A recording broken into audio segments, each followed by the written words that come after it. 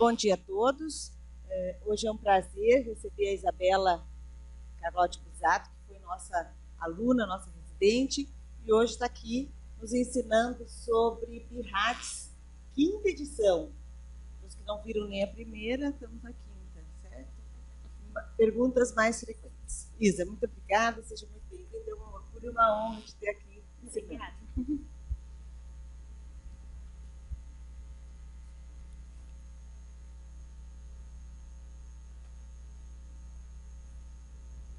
Bom dia. Hoje eu vim falar um pouquinho para vocês sobre a quinta edição do BIRADS.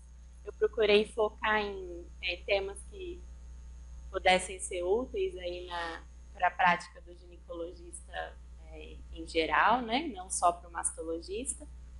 E nessa quinta edição, ele tem uma sessão de perguntas mais frequentes, que é novidade, né? Apareceu agora nessa quinta edição do BIRADS. Então, a partir dessas perguntas mais frequentes, eu separei algumas que achei que fossem de interesse aí, né, de todo mundo.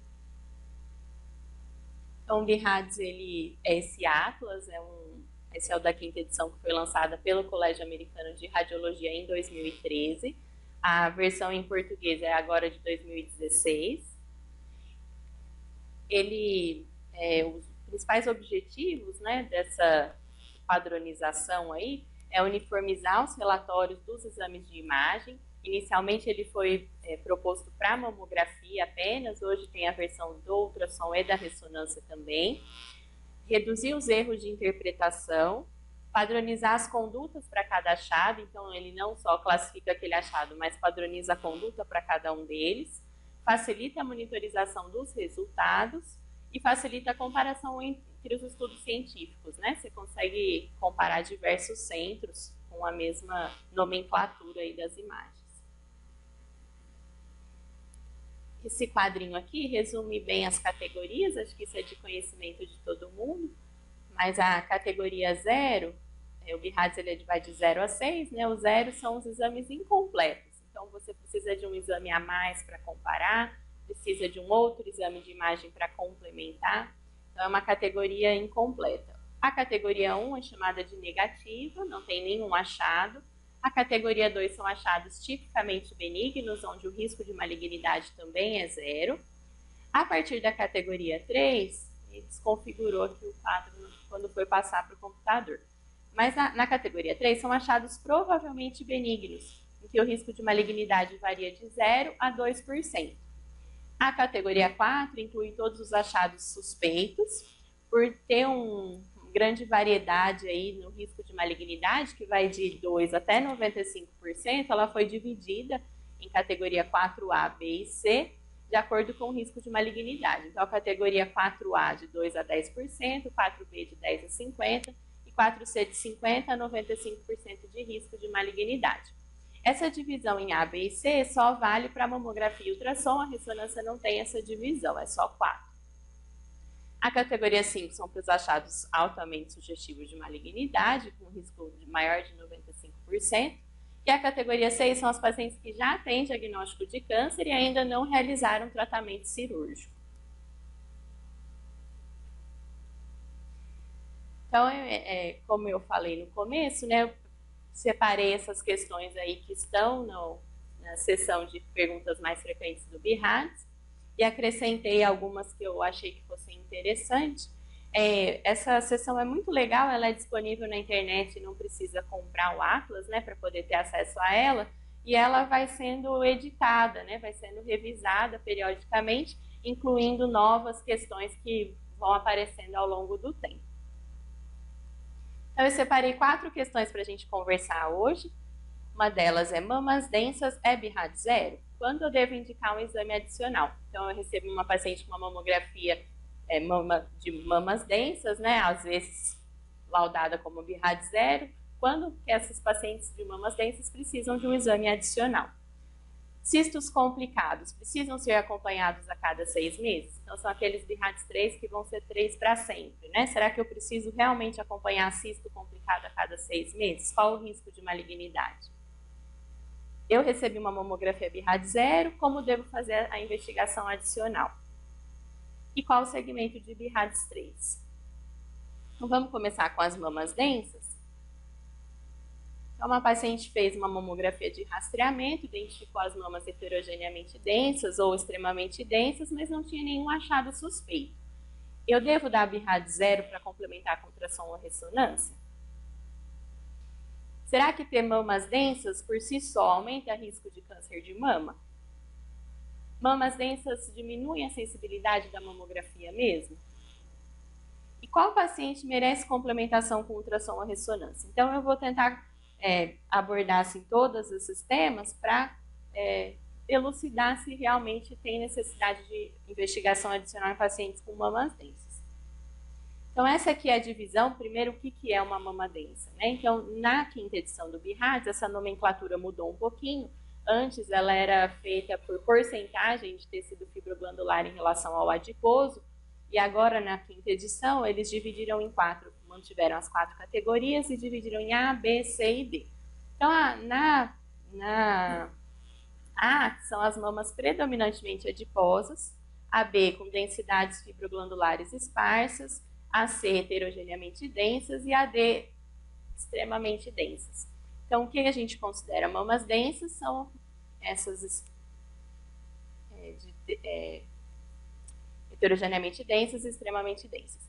Então, se vocês olharem aqui, 40% das mulheres na faixa de rastreamento vão ter mamas heterogeneamente densas e 10% extremamente densas, ou seja, metade das mulheres na faixa etária de rastreamento tem mamas densas, né? Se a gente for considerar fazer exame adicional para todas essas mulheres, é assim, inviável, né? Pensando em política de saúde, isso é inviável. Então, 10% vão ter as mamas extremamente adiposas, 10% extremamente densas e 40% aqui de cada uma no meio do caminho. Então, se a paciente fez uma mamografia de rastreamento, identificou mamas heterogeneamente densas ou extremamente densas, devo dar BIRAD 0? Não, não devo dar BIRAD 0. O BIRADS, ele deve refletir o que você vê naquele exame atual. Tá? Então, se a mama é densa e você não tem nenhum achado suspeito, isso é BIRADS 1. Se tiver um achado benigno, é BIRADS 2 e assim por diante. Tá? Então, mamas densas não é BIRADS 0. A categoria do BIRADS, ela deve refletir o que é visto no exame. E será que ter mamas densas faz alguma diferença? Aumenta o risco de câncer de mama?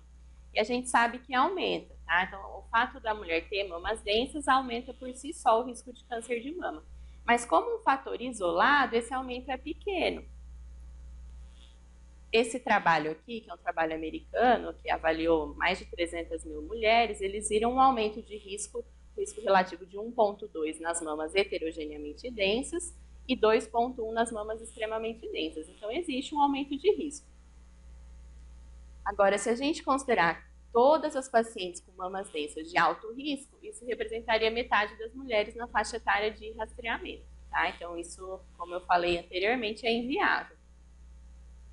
Será que essas mamas densas realmente diminuem a sensibilidade da mamografia? Aqui eu vou estar deixando passar casos de câncer porque a mama é densa? E isso também é verdade. Tá? A sensibilidade da mamografia ela é menor em mamas densas. Essa diminuição varia bastante entre os trabalhos, né? Varia com a idade, a categoria da densidade, se é C ou se é D, com o número de métodos utilizados no rastreamento, paciente que só faz mamografia ou associa ultrassom e ressonância nos trabalhos, né? Mas, de forma geral, esse estudo aqui americano, ele demonstra uma redução de 7% na sensibilidade para as mamas categoria C, né? E 13% naquelas extremamente densas, tá? Quando você compara com mulheres de risco habitual. Então, existe uma redução da sensibilidade da mamografia mesmo. Pensando em tudo isso, qual paciente, então, que vai precisar da complementação com ultrassom ou ressonância? A mamografia ela foi o único método capaz de reduzir a mortalidade por câncer de mama nos grandes trials, tá? Isso é bem estabelecido. Qualquer outro método de rastreamento tem que ser realizado em adição à mamografia e não ao invés da mamografia. Então, o paciente tem mama densa, eu nem vou pedir mamografia daqui 2 anos ou no ano seguinte. Não é assim que funciona. A intenção é você acrescentar um método complementar e não substituir a mamografia. Alguns achados de imagem, principalmente os que estão associados a carcinoma in situ, só são vistos pela mamografia, que são as microcalcificações. Fora que existe toda a questão do ultrassom ser um exame examinador dependente, né, um exame dinâmico, enfim, tem várias outras coisas aí envolvidas. Então, a mamografia tem que ser realizada e a nossa pergunta é para quem a gente vai adicionar um outro exame de imagem.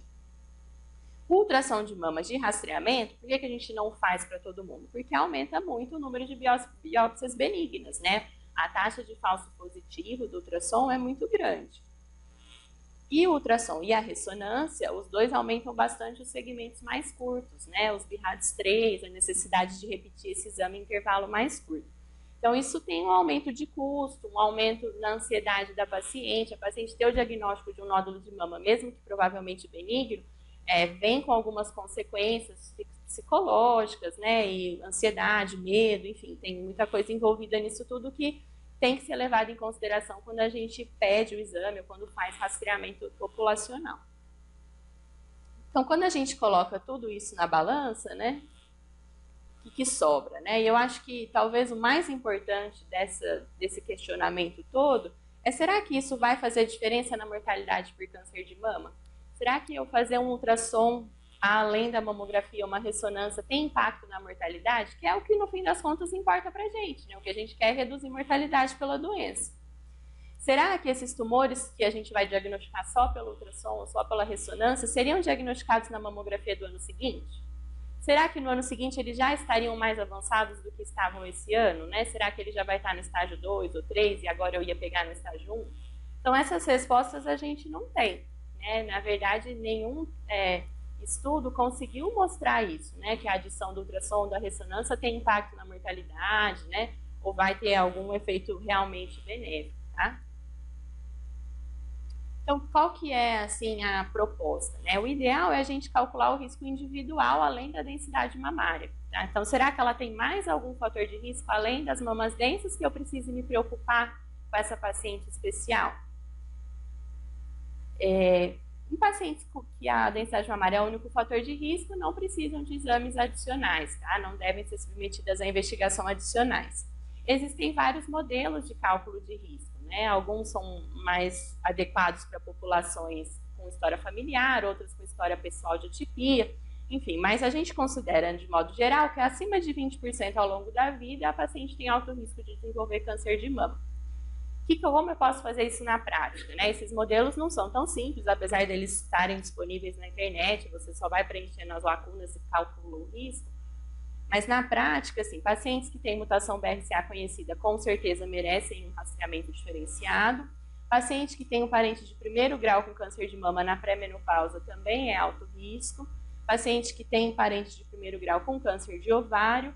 E paciente que tem história pessoal de atipia em biópsia prévia, tá? Então, ou tem uma hiperplasia ductal atípica, teve uma neoplasia lobular, uma atipia epitelial plana. Essas pacientes, de modo geral, são pacientes que merecem um rastreamento diferenciado com certeza, tá? Então, acho que a gente fecha aí a discussão das mamas densas. E só o exame complementar mais indicado, né, nos trabalhos que fizeram essas avaliações, o exame que teve o melhor eficácia para complementar a mamografia foi a ressonância, tá, e não o ultrassom.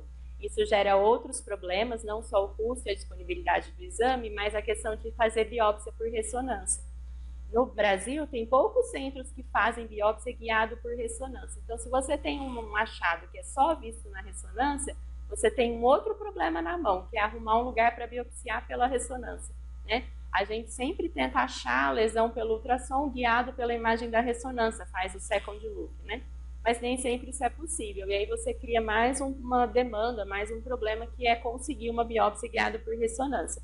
Envolve um cassete específico, a bobina específica, enfim, a mesa específica. Então, aqui mesmo no serviço, a gente faz alguns anos que está tentando arrumar assim, essa logística para conseguir biopsiar, mas a gente ainda não consegue, por exemplo, fazer biópsia por ressonância. Então, quando você tem um achado só na ressonância, é um problema a mais para conseguir seguir, né, e tratar essas pacientes.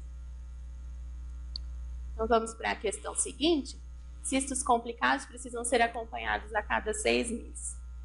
Então, aqui, cistos complicados, cistos com septos finos, né? O que são cistos complicados? Cistos com debris, que tem um material ecogênico mais denso. Aqui, ó, um cisto simples, esse não tem dúvida é BIRADS 2, então ele é anecoico, reforço posterior, BIRADS 2. Esse é um cisto complexo, que tem uma área sólida dentro, normalmente a gente consegue ver até a vascularização, a BIRADS 4 também não tem problema. Mas o que a gente faz com esses daqui do meio, né, que são os cistos complicados? Então, primeiro, o cisto com septo fino é um cisto simples, deve ser chamado de cisto simples e não necessita de segmento, tá? Então, a gente recebe muito exame, principalmente na máter que a gente faz mais a mastologia benigna, paciente que vem acompanhando cisto simples, cisto complicado, cisto com septo fino, e não tem necessidade, né? Esses cistos com septos finos não tem risco de malignidade, não tem necessidade de ser classificado como BIRADS 3 e acompanhado mais de perto.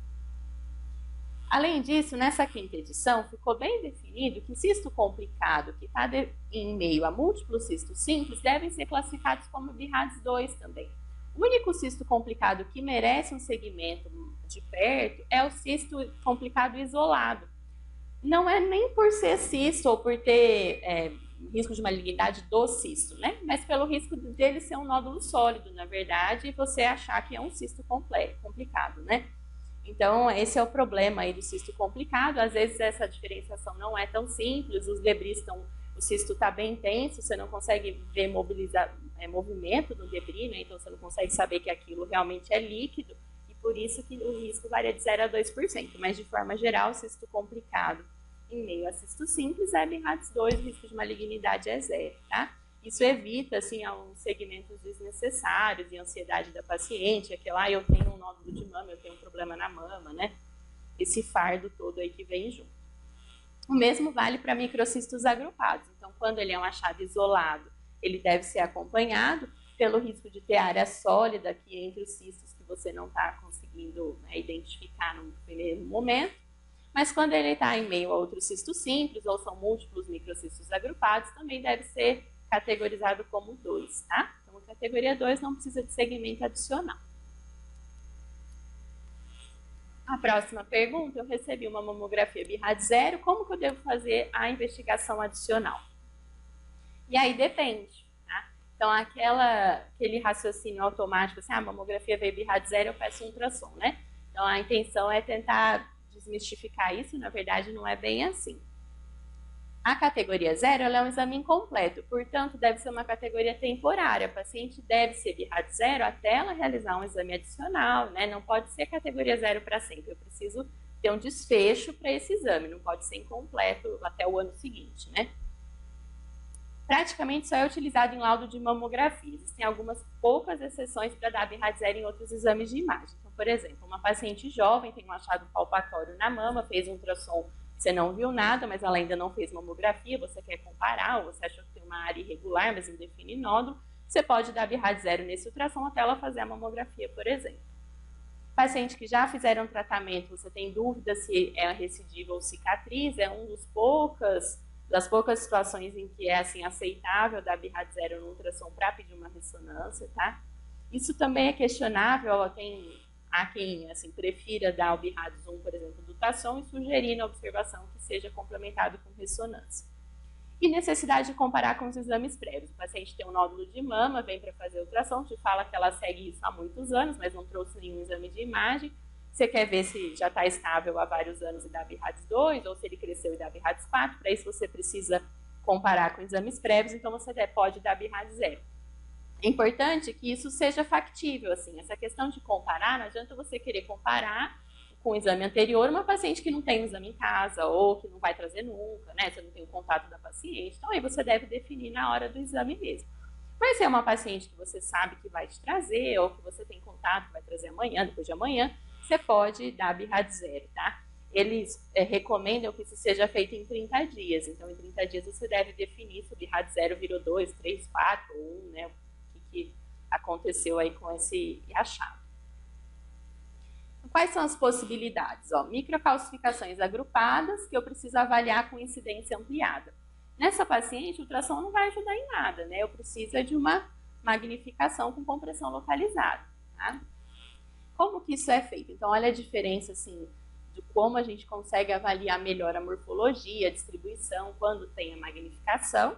Nada mais é do que você colocar um anteparo entre o objeto e o filme e você consegue magnificar a imagem, tá? Então, a gente põe esse anteparo, comprime a região onde está a lesão suspeita, né, as microcalcificações, e aí você consegue ampliar a imagem, tá? Então, é um procedimento bem simples, rápido, não tem um acréscimo grande de radiação, nada disso, é um procedimento de rotina mesmo, e que ajuda muito a avaliar a morfologia. Claro que essas aqui não precisam, né, de nada de compressão, você consegue ver isso sem comprimir, mas a grande maioria das microcalcificações acontecem em pequenos agrupamentos e a compressão ajuda bastante a definir se elas são suspeitas ou não.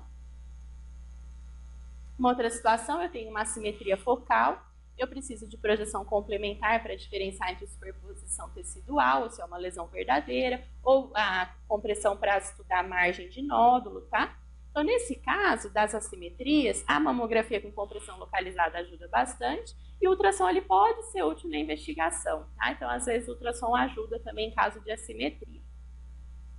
Aqui é um exemplo de uma assimetria, você comprime e ela se desfaz, então isso é BIRADS 2, é só tecido fibroglandular sobreposto. Aqui uma que se atenua, mas não se desfaz, então aqui tem uma assimetria focal.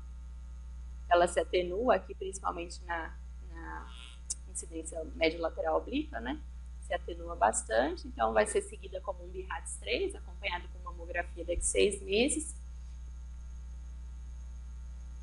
E as assimetrias podem precisar de exames anteriores para comparação, né? Então aí você precisa convocar a paciente para trazer exame antigo. Perdão. Então, aqui é um exemplo, isso aqui também é novo na 5ª edição, são as assimetrias classificadas como BIRADS 4, que são assimetrias em desenvolvimento. Então, aqui um exame de 2014, tinha uma assimetria focal, isso sim ficou bem mais definido aqui no exame de 2016, não chega a formar um nódulo, mas é uma assimetria bem mais evidente do que em 2014, então isso ficou denominado assimetria em desenvolvimento, classificado como BIRADS 4. Eu posso ter um nódulo, que eu vejo na mamografia, que precisa de ultrassom para diferenciar se é cístico ou sólido. Aí, nesse caso, sim, o exame complementar é ultrassom. Normalmente são nódulos circunscritos, bem delimitados, com média ou alta densidade, ou com margem parcialmente obscurecida. Se ele for um cisto simples, ele é um BIRADS 2. Se ele for um nódulo hipercóico paralelo à pele, né, não palpável, ele é um BIRADS 3. E se ele for, por exemplo, um cisto complexo, ele é um BIRADS 4, tá? Então, o ultrassom ajuda bastante a diferenciar nesses casos, nesse tipo de nódulo. A mamografia é BIRADS 0, o complemento é o ultrassom mesmo. E, por fim, qual que é o segmento do BIRADS 3? A gente falou de algumas situações BIRADS 3 durante a exposição, né? Vamos tentar definir um pouquinho melhor isso, né? A categoria 3 é uma categoria de achados provavelmente benignos, tá? Então, a categoria 3 não é uma categoria indeterminada, eu não sei se isso é benigno, é maligno, ou quero seguir mais de perto, é uma categoria com achados bem definidos, né? O que é categoria 3? Ela é restrita a lesões não palpáveis, então isso era uma coisa que os radiologistas, né, nós mastologistas, esperávamos que mudasse nessa 5ª edição do BIRADS. Por exemplo, aquele nódulo circunscrito paralelo à pele, hipoecóico, paciente jovem, que o único defeito dele é ser palpável, a gente acaba tendo que fazer uma punção ou uma biópsia porque ele é BIRADS 4, esperava-se que isso fosse mudar na 5ª edição do BIRADS. Mas ainda está bem descrito lá que a categoria 3 é restrita a lesões não palpáveis, porque as lesões palpáveis não foram incluídas nos trabalhos que fizeram essa divisão aí de 0 a 2% de malignidade, tá? Então, ainda a categoria 3 se restringe a lesões não palpáveis. Deve corresponder a 5% dos laudos. Então, uma das coisas do BIRADS que eu comentei no começo é a questão da auditoria, né? Ele também serve para fazer auditoria e ver se o que a gente está fazendo é adequado, se a gente não está assim, superestimando, né, nenhuma lesão, se não, aquelas categorias de risco de malignidade devem estar dentro dos serviços que a gente trabalha, né? Então, isso pode ser avaliado. E o BIRADS 3 é só 5% dos laudos, então a gente tem que ter muito cuidado de ficar acompanhando demais coisa que não precisa, né? Que é o que a gente, infelizmente, vê ainda, né, no dia a dia. Eles só podem ser classificados em 3 depois da avaliação completa, ou com uma incidência mamográfica complementar, ou com ultrassom, tá? Então, para nódulo, precisa ter compressão e ultrassom, para assimetria, compressão com ou sem ampliação nas 2 incidências, para calcificação, as projeções ampliadas, né, ortogonais localizadas ampliadas. Então, você precisa fazer toda essa avaliação antes de ir para a categoria 3.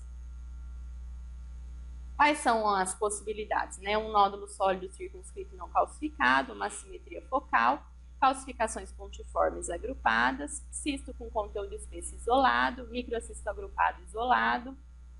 Basicamente são essas 5 aí que você deve classificar como BIRADS 3, né? Essas 5 situações. Aqui tem alguns exemplos, então são calcificações pontiformes, microcistos agrupados, nódulo sólido circunscrito não calcificado, e o cisto de conteúdo espesso, né, o cisto complicado, tá? Quando achado isolado, categoria 3. Em relação ao nódulo sólido circunscrito não calcificado, também tem uma mudança que para a gente na prática é super interessante, que quando eles são múltiplos, e múltiplos são pelo menos 2 em uma mama e 1 na outra, e bilaterais, né, por isso que precisa ter nas duas mamas, eles devem ser classificados como BIRADS 2, como categoria 2, tá? Então não tem necessidade aquela paciente que tem 10 nódulos em cada mama de ficar acompanhando a cada 6 meses, desde que sejam nódulos circunscritos, ovalados, homogêneos, paralelo à pele e não palpáveis, tá? Então esse é a categoria 2, não tem necessidade de um acompanhamento adicional, só rastreamento de rotina mesmo para a faixa etária. Aqui um achado BIRADS 3 provavelmente benigno, uma assimetria focal. Lembrar que, assim, para que está aqui esse achado, né? Porque o BIRADS 3 não é 0% de malignidade, então ele precisa ser acompanhado, né? 2% não é 0. Então aqui é uma assimetria focal que foi classificada como BIRADS 3 em 2016, e aqui quando ela voltou em 2019, né, 3 anos depois, com um nódulo já bem definido, né, suspeito, que teve diagnóstico de CDI. Como que eu faço, então, esse acompanhamento da categoria 3? Controle em 6 meses deve ser unilateral, é só da mama que tem alteração. Então, se eu tenho uma calcificação, por exemplo, pontiforme, que eu vou acompanhar daqui 6 meses, eu posso fazer a mamografia só daquela mama. Depois, com 12 meses, 24 e 36 meses bilateral.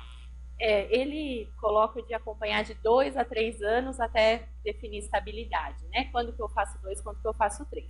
Não é nenhuma matemática isso, mas normalmente os nódulos, com 2 anos você consegue definir bem estabilidade.